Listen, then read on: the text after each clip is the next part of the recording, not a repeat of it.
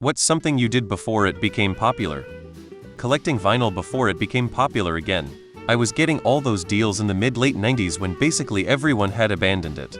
Never paid more than $5 for a record, unless it was a double album, then $7 was the max, or maybe $10 for some hard-to-find Zappa album or something. I started practicing meditation and mindfulness before apps like Headspace made it trendy. It's been a game changer for my mental health.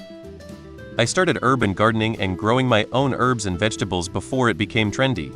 It's incredibly rewarding and fresh. Listen, I was interested in true crime long before all the podcasts and Netflix documentaries started blowing up. Ironically enough, I'm far less interested in it now.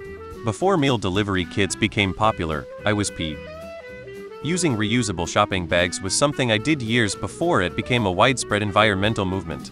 I always thought it made sense to reduce waste. I started using Spotify back when it was still in beta. It was an amazing platform even then, and it's incredible to see how much it's grown since. Read Game of Thrones. Before the rise of minimalism, I was already decluttering and focusing on living with less. It's brought a lot of peace and simplicity to my life.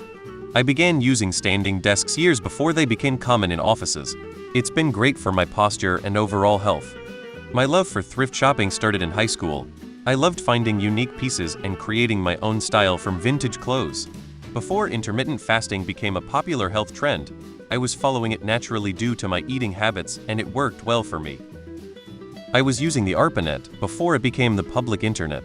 There was no World Wide Web yet. Watch anime. I used to mail order fansubs that took weeks to arrive. I would buy bad subs of Dragon Ball Z from our local Chinese food place. Then it began cropping up in rental stores under nonsense categories like Japanimation. I never thought it would last due to the theme's violence. Now it's a regular part of American culture. Slenderman. There was a point in my life where him and the lore actually scared me, and I followed the first season of Marble Hornets religiously. I drew him for my art final junior year of high school.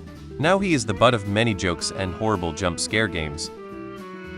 During the height of the hipster era, I suddenly found myself surrounded by people who played folk instruments, grew beards, smoked pipes, wore flat caps and tweed and peacoats and suspenders and that sort of thing, and were into gardening and home brewing and the like.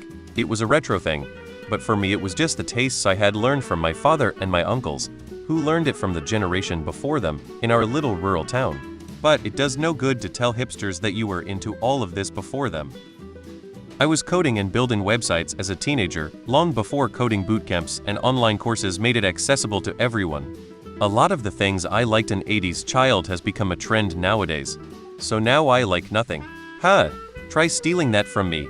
Actually, I think it's called emo or something else that's stupid. Work from home. Leather pants.